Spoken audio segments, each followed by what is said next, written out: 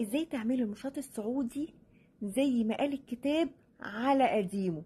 والكلام ده مش ندى الهمشاوي اللي بتقولهولك، لا، انا اتعرفت على سيدة سعودية مش عايزة اقول لكم قمة في الشياكة، تريشيك، ست قمة في الادب واللباقة، وتعرفنا على بعض كده في قعدة، وفتحت لها قلبي ولقيتها عارفاني على السوشيال ميديا اساسا، وخدنا ودنا مع بعض لما قالت لي على اسرار جدتها ازاي كانت بتعمله بالظبط.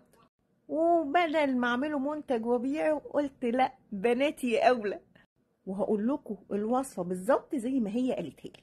وعلى فكره هي واخواتها الله اكبر ما شاء الله شعرهم، وقالت لي دي مش جينات، ده عشان هم محافظين على الوصفات بتاعه جدتها. يلا قلب حلو زي قلبك، واحفظي الفيديو واوعي تنسيني بدعوه حلوه في الكومنت.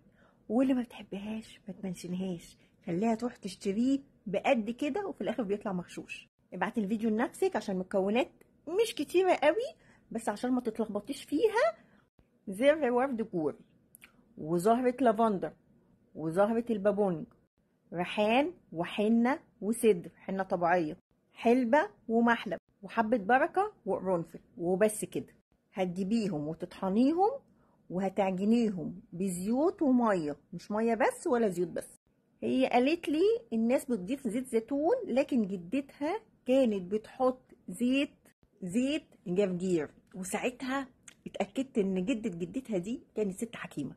وتعجنيهم لحد ما يبقى شبه الحنة لما تتعجن كده، وسيبيها تتخمر شوية على الأقل 12 ساعة، وبعد كده بتعمليها على شعرك زي الحنة بالظبط.